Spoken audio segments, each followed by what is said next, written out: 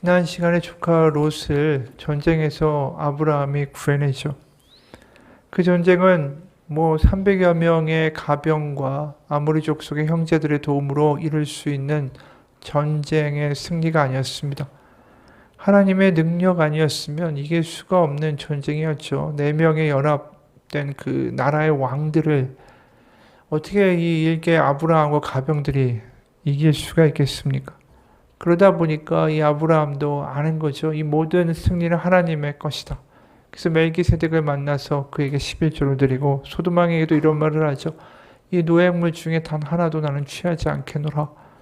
다 돌려주겠다. 이렇게 말할 수 있는 마음의 담대함과 풍요로움이 이제 아브라함에 있었습니다. 어떻게 보면 자신에게 이러한 재물이 아니라 자신의 근본적인 복의 근원과 자신의 풍요로움의 근거는 바로 하나님이시다라는 선언을 한 거죠.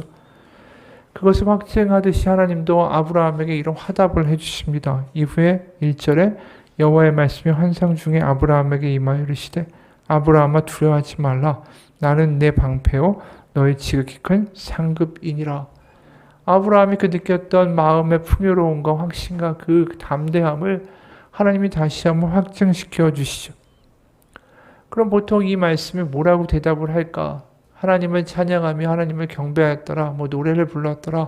위대하신 하나님, 나의 주님, 나의 피할 바위시오, 산성이시오. 이런 식의 이야기가 나올 수 있는 거 아닙니까? 근데 아브라함은 뭐라고 하냐면 2절에 아브라함이 이르되 주여와여 무엇을 내게 주시려 하나이까? 나는 자식이 없사오니 나의 상속자는 이 다메섹 사람 엘리에셀이니이다. 바로 이 아브라함의 반응은 우리가 생각하는 것과는 좀 다르다라는 거죠. 제일 첫 번째 하는 이야기가 뭐냐면 감사의 이야기가 아니라 주 여호와여 무엇을 내게 주시려 하나이까? 이렇게 이야기를 해요. 어떻게 보면 굉장히 아이 같은 모습을 보여주죠. 하나님이 내가 너의 가장 큰 상급이고 너의 방패야 그러자마자 하는 말이 마치 아이가 하듯이 그럼 나에게 무엇을 주시려고 합니까? 사실 아브라함이 마치 어린아이처럼 이렇게 나아갈 때 보면 우리가 이 믿음이라는 게 너무 어떻게 보면 진지하고 근엄하고 이런 식의 생각하고 좀 다르다라는 걸 보게 돼요. 아브라함이 그동안 하나님한테 얼마나 큰 복을 받았습니까? 승리를 얻었고 마음의 풍요로움도 얻었죠. 근데 이 말씀 하시자마자 또 무엇을 주시려고 해요? 마치 어린아이가 그 부모에게 선물을 받으려고 하는 것처럼 이야기하고 있다는 거죠. 우리가 자녀를 볼 때도 마찬가지예요. 자녀를 부를 때 아이들의 반응을 두 가지로 나눌 수가 있습니다. 첫 번째는 반응을 뭐냐면 못 들은 척하는 거예요. 그거는 부모님이 아버지가 부를 때마다 늘 혼내고 심부름시키고 자기한테 손해인 일만 있으니까 대답해봤자 이득이 없으니까 못 들은 채 하는 거고, 두 번째는 너무나도 그 말에 바로 대답하고 얼른 달려오는 거죠. 왜 그럴까요? 그 부모님이 부를 때마다 자기에게 좋은 일이 생기고 신나는 일이 있으니까. 이 진짜 그런 모습인 것 같아요. 하나님이 이렇게 부르시고 이런 이야기 해주시니까 와서 바로 그 좋아하는 아이처럼 하나님 요번에 나에게 뭘 주려고 합니까? 그러면서 그 다음에 뭘 이야기하냐면 자기가 바라는 문제죠. 나의 상속자는 이 다메섹 사람 엘리에셀입니다. 하나님이 나에게 자식을 안 주니까 이 엘리에셀을 상속자로 삼아야 되겠습니다. 자신에게 승리도 주셨고 그리고 또 재물도 복도 주셨지만 애초에 하나님이 자기가 갈대아 우르를 떠날 때 주셨던 확실한 약속, 내가 너로 큰 민족을 이루고 내게 복을 주어 너의 이름을 창대하게 하리니 너는 복이 될지니라. 이 말씀이 이루어지지 않았다라는 거예요. 이것 좀 어떻게 해달라고 하나님 앞에 나가는 거죠. 갈대아 우르를 떠날 때 75세, 지금 나이가 90세니까 점점 나이가 들어가니까 이 마음속에 자신의 후대에 대한 걱정과 근심이 생길 수밖에 없는 거고, 그러니까 하나님 앞에 엘리에셀같이 세우겠다라고 하면서 어떻게 보면 삐져있는 아이처럼 이야기하고 있는 거예요. 하나님 안 해주면 나 엘리에셀이라도 세워야 돼요. 하나님 좀 들어줘요. 나한테 큰 상급이라면서요. 하나님 뭐 줄 거예요? 자식을 좀 줘야 되지 않을까요? 이렇게 나아가고 있는 거죠. 어떻게 보면 하나님 앞에 자신이 자녀로 나아가는 모습 아닌가 싶어요. 그리고 자녀이기 때문에 하나님 왜 안 줘요? 라고 이렇게 자녀로서 하나님 앞에 나아가는 그러한 떼쓰는 모습처럼 보이기도 한다는 거죠.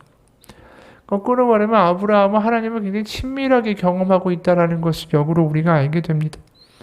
그럴 수밖에 없는 게 자기가 근사하고 멋있는 모습을 하나님 앞에 보였으면 근엄하고 진지한 신앙이 됐을 거예요. 그런데 하나님 앞에 모든 게 다 까발려졌던 사람 아닙니까? 자기가 좀 믿음 있는 것 같지만 애굽에 가가지고는 자기 아내를 누이라고 속이고 그런 엉망인 모습도 보여줬고 반대로 또 소도망 앞에 나아가가지고는 나 당신의 것은 하나도 취하지 않겠습니다. 이렇게 말하는 믿음 있는 모습도 좀 보여줬고 그러면서 하나님과의 친밀함이 조금씩 이 아브라함에게 생기기 시작한 거죠. 그러다 보니까 하나님의 반응도 여기서 우리가 생각하는 것과 다릅니다. 우리가 생각할 때는 내가 너를 분명히 선택했고 너에게 약속을 줬고 그런데 네가 이런 말을 하니 너 왜 믿음이 없어? 내가 여태까지 얼마나 너를 보호해주고 지켰는지 네가 까먹었니? 어떻게 감히 불평을 하고 너한테 이렇게 투정을 부리니? 이렇게 비난하거나 분노하시지 않습니다. 마치 사랑하는 자녀가 때를 쓰는 걸 그대로 받아주는 부모처럼 어떻게 반응하시냐가 되게 우리 가운데 은혜로워요. 4절 5절에 여호와의 말씀이 그에게 임하여 이르시되 그 사람이 네 상속자가 아니라 네 몸에서 날 자가 너의 상속자가 되리라 하시고 그를 이끌고 밖으로 나가 이르시되 하늘을 우러러 무뼈를 셀 수 있나 보라. 또 그에게 이르시되 네 자손이 이와 같으니라. 마치 아이를 타이르듯이 뭐라고 이야기합니까? 5절에 그를 이끌고 밖으로 나가 말씀하셨대요. 마치 아이를 데리고 타이르듯이 데리고 가서 하늘을 보면서 이야기하시는 거예요. 하늘의 별처럼 너의 후손이 많게 될 거야. 이게 창세기 12장에 애초에 하셨던 말씀과 다를 바는 없죠. 너로 큰 민족을 이루고 복을 주겠다. 이렇게 타이르는 하나님의 말씀 가운데 또 아브라함은 아이와 같이 또 잘 들어요. 뭐라고 이야기합니까? 아멘이라고. 믿는다고. 그래서 6절에 아브라함이 여호와를 믿으니 여호와께서 이를 그의 의로 여기셨다. 이렇게 나오는 거죠. 하지만 아이 같은 믿음이 오래 가겠어요. 결국은 여기서 아멘 한 것이 정말 이 뱃속 깊숙한 데서 나오는 진지한 정말 성인의 어떤 깊은 믿음의 아멘이었다면 이후에 사고를 안 쳤겠죠. 분명히 믿는다. 하나님 얘기 듣고 맞아요. 하나님 말이 맞는 것 같아요. 이렇게 이야기했지만 나중에 하갈을 통해서 이스마엘을 낳는 모습을 보여주지 않습니까? 그러니까 이게 확실하게 정말 믿었다. 흔들리지 않는 믿음이다라고 말하기에는 나중에 사건을 보면 아니다라는 걸 알게 되죠. 그러니까 아직까지 아브라함이 믿음은 있어요. 하나님의 말씀을 좀 듣는 아이와 같은 모습도 있고 하나님을 친밀하게 여기기 시작하는 그 아이와 같은 천진난만함도 있고 말씀하시면 또 네라고 대답하는 아이와 같은 모습이 있다라는 거죠. 하지만 그거 가지고는 안 되죠. 하나님은 그 믿음을 점점 더 어른과 같은 믿음으로 만들어가길 원하시지 않을까요? 아이와 같은 믿음을 가지고 어떻게 하겠어요? 그래서 어떤 일이 있냐면은 이 아이와 같다라는 모습이 드러나는 게 아브라함이 믿어서 그를 의로 여기셨다라고 이야기하지만 우리가 8절을 보게 되면 이런 이야기를 아브라함이 또 해요. 그가 이르되 주 여호와여 내가 이 땅을 소유로 받을 것을 무엇으로 알리까? 그러니까 뭔가 믿음이 있으면 하나님이 이 땅을 주겠다라고 하시면 아멘 하고 받아들여야 되는데 뭔가 또 있는 것 같으면서도 아직 아리까리하죠. 이 믿음이. 뭔가 하나님한테 증표를 달라는 이야기를 하고 있다는 거예요. 그러니까 하나님이 어떻게 하라고 하시냐면 9절부터 우리가 10절, 11, 18절까지 몇 개의 절을 보면 여호와께서 그에게 이르시되 나를 위하여 3년 된 암소와 3년 된 암염소와 3년 된 순양과 산비둘기와 집비둘기 새끼를 가져올지니라. 아니 증표를 보여달라는데 지금 엉뚱하게 이걸 갖고 오라고 하세요. 그러니까 아브라함이 그 모든 것을 가져다가 그 중간을 쪼개고 그 쪼갠 것을 마주대하여 놓고 그 새는 쪼개지 아니하였으며 솔개가 그 사체 위에 내릴 때는 아브라함이 쫓았더라. 17절, 18절 해가 져서 어두울 때에 연기나는 화로가 보이며 타는 횃불이 쪼갠 고기 사이로 지나더라. 그날에 여호와께서 아브라함과 더불어 언약을 세워 이르시되 내가 이 땅을 애굽 강에서부터 그 큰 강 유브라데까지 내 자손에게 주노니라고 말씀하세요. 도대체 증표를 보여달라고 그랬는데 이게 무슨 사건인가? 이게 도대체 무슨 증표가 되냐? 이게 뭔 의미인가? 우리가 생각할 수 있죠. 근데 고대에서 두 사람이 이제 언약과 약속을 체결할 때 어떻게 하냐면은 재물을 구합니다. 그리고 그것을 반으로 쪼개요. 그 다음에 그 쪼갠 그 사이를 이 약속을 체결한 두 당사자가 나란히 건너가면서 이 언약을 깨는 사람은 신에게 저주를 받을 것이다. 그래서 신 앞에서 맹세를 하는 그러한 의식을 하게 됩니다. 실제로 언약을 맺다라는 말 자체가 히브리어로 굉장히 의미심장합니다. 언약이라는 말은 원래 브리트라는 히브리어인데 이게 두 가지의 뜻이 있어요. 언약 그리고 뭐뭐 사이에라는 뜻이 있고요. 그 다음에 언약을 맺다라고 이야기할 때 이 맺다라는 동사는 카라트라는 동사를 쓰는데 이게 언약을 맺다라는 동사도 있지만은 배다라는 뜻도 있어요. 그러니까 언약을 체결하다라는 말을 다른 뜻으로 해석하면 뭐뭐 사이를 배다, 가른다라는 뜻이 되는 거예요. 그러니까 아까 말한 대로 고대에서 언약을 맺는다라는 건 재물을 갈라서 그 사이를 쪼개서 같이 걷는 것이 언약의 체결의 방식이었다라는 것이죠. 그러니까 하나님이 이 언약의 체결 방식을 고대의 방식을 그대로 아브라함에게 재현시키시는 거예요. 그러면 어떻게 해야 됩니까? 이 재물이 쪼개진 사이를 누가 지나가야 되죠? 아브라함과 하나님이 같이 지나가야 되는 거죠. 근데 우리가 보면 이 쪼개진 짐승 사이를 아브라함은 건너가지 않습니다. 하나님만 건너가시죠. 17, 18절 해가 져서 어두울 때에 연기나는 화로가 보이며 타는 횃불이 쪼갠 고기 사이로 지나더라.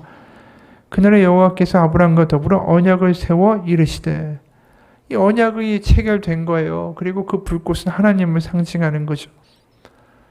그러니까 이 이야기는 뭐냐 하면 아브라함 너의 믿음이 흔들거리고 네가 장성한 믿음 가운데 나의 약속을 믿고 꾸준하게 가지 못한다 할지라도 내가 이 언약만은 반드시 이룰 것이다 라는 하나님의 맹세였다라는 거죠. 그래서 이 언약을 횃불 언약이라고 불러요. 그래서 이 언약이 이루어지지 않으면 하나님은 어떻게 보면 그 죽음을 감당하겠다라는 그 언약의 상대자로서의 그 언약식을 혼자서 일방적으로 보여주시는 거죠. 아브라함이 한 거는 뭐냐면 하루 종일 재물에 달려드는 파리와 솔개를 쫓다가 12절에 어느 정도까지 가냐면 해질 때 아브라함에게 깊은 잠이 임하고 그냥 졸다가 솔개 쫓다가 한 것밖에 없어요. 하나님의 일방적인 언약 은혜의 모습이었다라는 거죠. 그러니까 사실 아브라함의 믿음만 가지고 이 언약을 끌고 갈 수가 없어요. 하나님의 신실하심이 있지 아니하면 하나님의 은혜가 있지 아니하면 있을 수가 없는 일이죠. 그리고 아브라함이 이 조그만 어린아이와 같은 믿음에서 장성한 믿음으로 가는데 가장 필요한 게 뭐냐면 하나님이 어떠한 분이신지를 알아가는 게 되게 중요한 거예요. 아브라함은 앞으로 계속 믿음이 있지만 실수할 거예요. 하지만 하나님은 그를 포기하지 않고 끌고 가실 거죠. 그러면서 아브라함은 하나님이 얼마나 은혜로운 분이며 하나님이 신실한 분이며 하나님이 어떠한 분인가를 점점 더 깊이 알아가는 성숙한 믿음으로 변화되어 가는 거죠. 그러니까 우리가 하나님의 일방적인 은혜에 그 횃불이 그 재물 사이를 일방적으로 지나가는 모습, 아브라함은 졸고 아무것도 하지 않는 모습을 우리가 다른 데서 또 보게 되는데 그게 바로 겟세마네 동산에서 나타나는 예수님의 모습이에요. 마태복음 26장 36절에서 40절을 보면 이런 말씀이 나오죠. 이에 예수께서 제자들과 함께 겟세마네라 하는 곳에 이르러 제자들에게 이르시되 내가 저기 가서 기도할 동안에 너희는 여기 앉아 있으라 하시고 베드로와 세베대의 두 아들을 데리고 가실새 고민하고 슬퍼하사 이에 말씀하시되 내 마음이 매우 고민하여 죽게 되었으니 너는 여기 머물러 나와 함께 깨어 있으라 하시고 조금 나아가서 얼굴을 땅에 대시고 엎드려 기도하여 이르시되 내 아버지여 만일 할만하시거든 이 잔을 내게서 지나가게 하옵소서. 그러나 나의 원대로 마시옵고 아버지의 원대로 하옵소서 하시고 제자들에게 오사 그 자는 것을 보시고 베드로에게 말씀하시되 너희가 나와 함께 한 시간도 이렇게 깨어 있을 수 없더냐. 아브라함이 하나님의 그 언약 가운데 그 깨어진 재물 사이로 죽음의 길을 가시는 동안에 잠만 잔 것처럼 바로 예수 그리스도가 우리의 희생 제물이 되어 그분이 죽으심의 십자가의 길을 가는 동안에 제자들은 뭘 했냐면 졸고만 있었다라는 거예요. 바로 제자들의 믿음과 제자들의 반응과 상관없이 하나님의 일방적인 은혜가 십자가였고 오늘도 횃불로 그 재물 사이를 지나가신 하나님의 모습이 그 십자가 가운데 그대로 투영되고 있다는 거죠. 결국 우리가 믿음을 가지고 산다라고 하지만 아브라함의 수준에 항상 머물러 있어요. 믿는다고 하지만 아브라함이 이게 좀 시간이 지나가고 뭔가 아닌 것 같으니까 하갈을 통해서 이스마엘을 낳고 그런 믿음도 믿음이라고 봐주시는 게 하나님이에요. 그런데 그 믿음이 그 믿음으로 끝나는 것이 아니라 하나님은 계속해서 그 믿음을 점점 더 성숙하고 장성한 믿음으로 만들어 가시는데 그 믿음의 종착지는 뭐냐면 하나님의 마음을 아는 거죠. 그래서 하나님이 결국은 이 아브라함이 나중에 어떻게 됩니까? 너로 큰 민족을 이루겠다는 하나님의 그 약속이 이삭을 죽이면 완전히 실패하는 거 아니겠어요? 이삭을 죽이면 더 이상 약속의 대는 끊어지는 거 아니에요? 그런데 그 이삭을 죽이려고 하는 이삭을 죽이려고 하는 아브라함의 모습이 드러나지 않습니까? 그럴 때 우리는 아브라함을 통해서 뭘 보게 됩니까? 이 약속은 하나님이 이루실 거다라는 분명한 그 믿음의 확신을 보게 되는 거예요. 내 때에 어떻게 되더라도 하나님은 결국은 하나님의 약속하신 바를 이루어 가실 분이고 신실하신 분이고 나의 흔들림과 상관없이 내가 보는 관점에서 안 되는 것 같아도 하나님은 결국 그 뜻을 이루고야 마실 하나님은 신실하신 분이야. 믿을 만한 분이야. 진짜 믿음이 생긴 거죠. 지금의 아브라함의 믿음은 연약하지만 결국 이삭을 바칠 정도의 믿음이 되고 결국 그 사람은 나중에 이삭 하나만 남고 결국은 약속의 자녀를 더 얻지 못하고 죽게 되지만 결국 나중에 막벨라 굴에서 장사가 되죠. 하지만 그는 나중에 믿음의 조상이 되고 나중에 우리가 아브라함과 다윗과 예수님을 통하여 믿음으로 지금 다 아브라함이 믿음의 조상이라고 말하는 사람들 되지 않았습니까? 결국 이렇게 앞으로 일어날 커다란 미래를 이루시는 하나님의 역사에 파트너로서 그 일을 감당할 수 있는 깜냥의 믿음으로 나중에 변화되어 간다라는 거죠. 여러분, 우리에게 똑같아요. 우리가 믿음이 약해요. 그래서 내가 원하는 대로 안 되고 내가 원하는 대로 안 되기 때문에 실망하고 삐지기도 합니다. 아브라함이랑 똑같아요. 그럴 때마다 우리가 기억해야 될 것은 뭡니까? 아브라함이 나중에 자기가 다시 한번 연상하면서 더 고맙고 더 은혜롭게 느끼게 되는 것은 이런 횃불 언약부터 시작해서 하나님이 자기를 포기하지 않고 이끌어가신 하나님의 일방적인 은혜 아니에요? 우리도 똑같아요. 우리가 흔들릴 때마다 기억해야 될 건 십자가를 바라보는 거죠. 오늘 횃불 언약은 우리 가운데 십자가하고 똑같은 거예요. 뭐냐면 내가 흔들거리고 내가 부족하고 제자들같이 예수님이 겟세마네에서 기도할 때 졸고 별 같지 않은 믿음이지만 그 믿음을 부족한 그들을 이끌고 하나님이 사도행전까지 가신 거 아니에요? 그러니까 십자가를 볼 때마다 나의 믿음은 연약하지만 하나님 끝까지 우리를 이끌어서 하나님을 이끌어 가실 수 있는 신실하신 아버지입니다. 그 아버지의 마음을 알고 아버지가 어떠한 분이신지를 알고 아버지의 은혜를 매일매일 우리가 되새기는 거, 그게 우리가 그 은혜가 깊어지는 거. 나는 작아지고 하나님은 커지시고 나는 죄인의 괴수입니다. 하지만 하나님 이 괴수를 가지고도 하나님 큰일을 해내실 수 있는 하나님입니다. 나는 부족하지만 하나님은 하나님의 일을 결국 성실하게 신실하게 이루어 가실 것입니다. 나를 통해 하나님의 일을 이루실 겁니다. 나의 믿음이 부족하지만 하나님의 때에 하나님의 믿음으로 만들어 가실 것입니다. 그러한 고백들을 우리가 십자가를 바라보면서 다시 한번 기억하며 붙들고 나아가야 하는 거죠.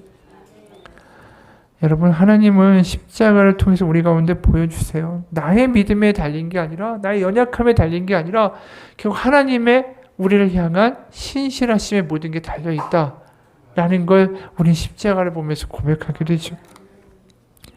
그게 하나님이 주시는 약속이에요. 하나님의 약속은 하나님이 이루어 가시는 거예요. 십자가도 마찬가지예요. 너의 연약함에 내가 너를 포기하거나 너의 믿음 없음에 내가 실망하거나 너의 부족함에 내가 너를 탓하거나 너를 저주하지 않을 것이다. 내가 너를 만들어 갈 거고 내가 너를 거룩하게 할 거고 내가 너를 더 큰 믿음으로 만들어 갈 것이다. 그게 하나님의 십자가의 약속입니다. 여러분, 어느 아버지가 자전거로 자신의 그의 어린 동생을 태워주러 집을 나갔다가 얼마 지나지 않아서 아버지 손에는 찌그러진 자전거 바퀴 하나만 들고서 집으로 돌아오는 일이 있었대요. 그러니까 자신의 동생을 태워주려고 아버지가 나갔다가 찌그러진 자전거 바퀴 하나만 가지고 집으로 돌아온 거예요.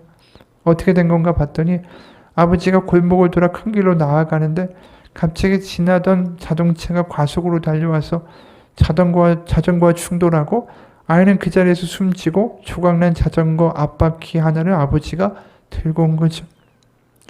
두 눈이 퉁퉁 부은 아버지가 지하 서재로 들어가시고 자기가 지금껏 들어보지 못한 커다란 황소 울음소리가 들렸대요. 아버지는 자전거 앞바퀴를 서재 책상 앞에 걸어두고 그 후에도 계속 아버지가 지하 서재에서 나올 때는 두 눈이 보기가 사납게 부어올라 있었다라고 하죠.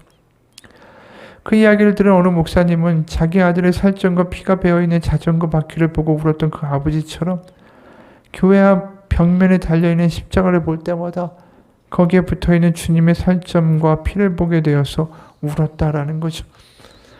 우리가 사실 십자가를 볼 때마다 그거보다 더 하나님의 마음을 절절하게 우리 가운데 보여주는 게 어디 있겠어요? 하나님이 그것보다 더 우리에게 어떠한 언약을 주시고 어떻게 더 하나님의 마음을 우리 가운데 보여주실 수 있는 길이 있겠어요? 십자가를 우리 가운데 다 보여주셨고 다 약속하셨고 다 그분의 마음이 그곳에 드러난 거죠. 데이비드 브레너이드라는 선교사님이 있는데 이분이 이런 얘기를 했어요. 그렇기 때문에 우리는 노력으로 아무것도 할 수 없습니다. 우리의 믿음, 우리의 자신, 그것으로 우리가 이룰 수 있는 것 없습니다. 우리가 해야 될 것은 예수님이 여러분에게 이루신 일, 행하신 일만 바라보십시오. 그러면 그것이 여러분을 바꾸어 갈 겁니다. 그 사실을 확신하지 않으면 여러분은 절대로 세상을 이길 수 없습니다. 사랑하고 싶습니까? 사랑하려고 노력하지 마십시오. 당신들은 사랑을 할 수 없는 존재들입니다. 그러나 사랑하신 예수님을 아십시오. 그러면 그 사랑하신 예수님이 당신 안에서 당신을 사랑으로 이끌어 가실 것입니다. 매일매일 그 사실을 확인하십시오. 여러분, 우리에게 요구되는 건 간단하게 말해서 뭘까요? 하나님의 약속을 깊이 소유하는 거예요. 예수 그리스도의 십자가를 깊이 아는 것입니다. 하나님이 어떠한 분이신지를 깊이 아는 거예요. 그래서 그 은혜가 무엇인지 하나님의 마음이 우리 가운데 그대로 절절하게 전달될 때에 우리는 그 믿음이 더 큰 믿음이 되었다라고 말할 수 있는 거예요. 그래서 에베소 3장에서 항상 그 이야기를 하잖아요. 그 그리스도의 하나님의 그리스도 통한 너희를 향한 하나님의 사랑의 그 깊이와 너비와 폭을 알아 그 충만하신 것으로 너희를 충만케 하시기를 구하노라. 그렇기 때문에 이 나중에 아브라함이 하나님의 약속이 그냥 이 머릿속으로 그래야 믿지요 정도의 어린아이 믿음에서 나중에 그 약속이 자기를 휘어잡고 자신의 전 존재가 되고 그 지경까지 나아가니까 이삭을 하나님 앞에 바치게 되는 거 아닙니까? 그 약속을 믿는 게, 그 약속이 나를 소유하게 되는 게 그게 믿음이 깊다라고 말하는 거예요, 나중에. 여러분, 예수님의 십자가를 볼 때마다 우리에게는 무슨 생각이 드십니까? 십자가를 바라볼 때마다 그냥 나 나중에 죽으면 천국 가지. 그 정도로 보는 십자가가 아닙니다. 저 십자가에 나의 모든 하나님의 약속과 기대와 하나님의 은혜가 들어있는 거예요. 그것이 나에게 매일매일 하나님의 십자가를 볼 때마다 느껴지기 원합니다. 아브라함도 그 횃불 언약을 통해서 하나님의 은혜를 경험하잖아요. 그리고 나중에 돌아봤을 때 그 기억이 날로 자신에게 다시 날 거예요. 내가 이렇게 엉망이었는데 하나님이 참아주시고 그 언약을 이루겠다라고 하시고 일방적으로 그 언약을 이루어주신 하나님의 은혜가 나중에 두고두고 기억이 나지 않겠습니까? 여러분, 우리가 세상을 살아가면서 보이는 대로 반응하고요. 보이는 대로 짜증내고 보이는 대로 말하는 것만큼 쉬운 게 없어요. 그건 아무 노력도 필요 없습니다. 그냥 그렇게 되니까요. 그런데 우리가 눈앞에 보이는 상황과 눈앞에 보이는 일들과 눈앞에 짜증나는 상황들, 사람들을 예수 그리스도의 십자가라는 안경을 통해서 바라볼 수 있기 원합니다. 그게 내 마음에 십자가의 언약이 있는 사람이 가능한 거예요. 십자가를 통해서 사건을 바라보고 하나님의 은혜를 통해서 지금의 상황을 바라보며 사람들을 보기 시작하면은 짜증날 일도 안 나고, 때로는 이게 실패로 보이던 일도 실패가 아니라 또 다른 하나님의 은혜의 시작으로 보일 수 있다는 거죠. 여러분, 우리가 실망하는 이유는 하나님의 약속이 우리를 사로잡고 있지 못해서 그래요.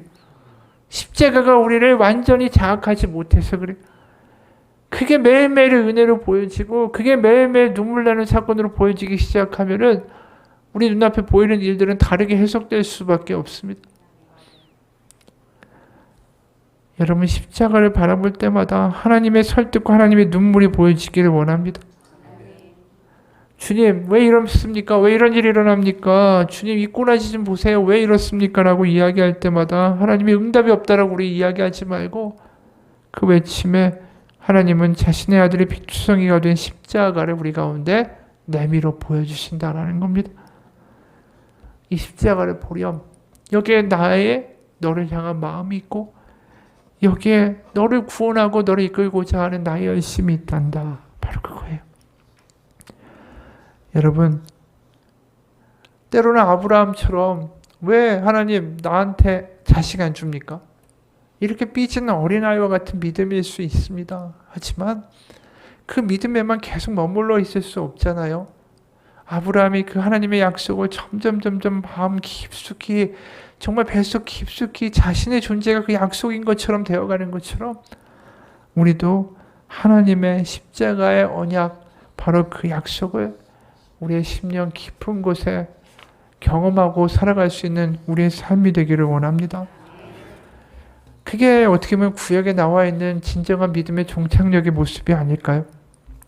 그게 하박국의 이야기 아니에요? 하박국이 남유다가 갈대아 사람 바벨론에 의해서 멸망할 거다. 그러니까 하박국이 하나님 앞에 막 흥분하죠. 어떻게 그럴 수가 있냐고.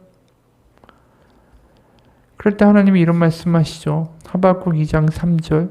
이 묵시는 정한 때가 있나니 그 종말이 속히 이르겠고 결코 거짓되지 아니하리라. 비록 더딜지라도 기다리라. 지체되지 않고 반드시 응하리라. 보라, 그의 마음은 교만하며 그 속에서 정직하지 못하나 의인은 그의 믿음으로 말미암아 살리라. 나중에 갈대아인들 너희를 공격하고 파멸시키고 남유다가 멸망하게 되겠지만 절대로 그게 끝이 아니야. 나는 너희를 향한 비극으로 일을 끝내지 않아. 분명히 그 다음에 또 다른 시작이 있을 거야. 의인은 그런 믿음으로 사는 거야. 이게 하나님의 말씀이었어요. 하박국이 결국은 그 하나님의 마음을 알게 되죠. 하나님이 어떠한 분이신지를 다시 한번 상기하게 돼요. 그러면서 마지막에 하박국이 하는 고백이 하박국 3장 17절 18절이에요. 비록 무화과 나무가 무성하지 못하며 포도나무에 열매가 없으며 감람나무에 소출이 없으며 밭에 먹을 것이 없으며 우리의 양이 없으며 외양간에 소가 없을지라도 나는 여호와로 말미암아 즐거워하며 나의 구원의 하나님으로 말미암아 기뻐하리로다. 이게 바로 믿음의 종착역의 모습이에요. 여러분, 하나님의 약속이 믿어지고 하나님이 어떠한 분이신지가 너무 절절하게 자기 가운데 와 닿으니까 지금 눈앞에 보이는 건 다 없는 것뿐이에요. 절망이에요. 그런데 하나님을 기뻐한다라고 말하는 거 아닙니까? 하나님을 즐거워한다라고 말하는 거 아니에요? 어떤 하나님이니까? 구원의 하나님이니까. 신실하신 하나님이니까. 여러분, 우리가 지금 세상을 살아가면서 참 이해 안 가는 일들이 많고 어려운 일들을 많이 당합니다. 그럴 때 아브라함처럼 하나님 앞에 삐질 수도 있습니다.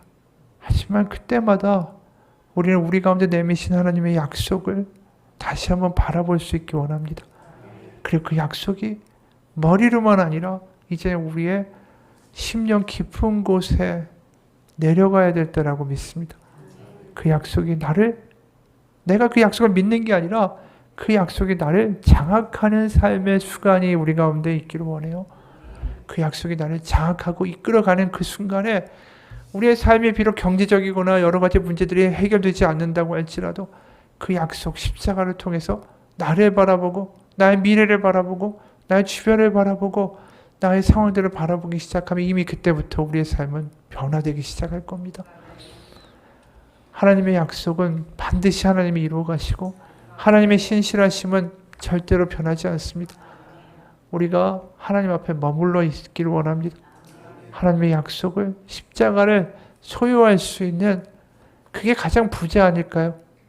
십자가를 소유하는 사람, 풍요로운 사람, 하나님이 내 아버지시기 때문에 두려워하지 않는 담대한 사람, 그러한 사람들이 믿음으로 이루어가는 우리의 삶이 되기를 주님의 이름으로 축원합니다. 기도하겠습니다. 하나님, 말로만 믿는다가 아니라 정말로 믿어지는 삶이 되기 원합니다. 십자가를 머리로만 아는 게 아니라 십자가에 드러난 하나님의 약속과 하나님의 열심과 하나님의 눈물이 우리를 소유해 가는 삶이 되기 원합니다. 세상은 십자가를 비웃지만 그것에 나타난 하나님의 마음이 우리 가운데 절절하게 전해져 오고, 그래서 그 십자가라는 하나님의 약속을 가지고 우리의 미래와 우리의 현재와 우리의 주변과 우리의 아이와 우리의 남편과 우리의 아내를 바라볼 수 있는 눈이 열려지기 원합니다.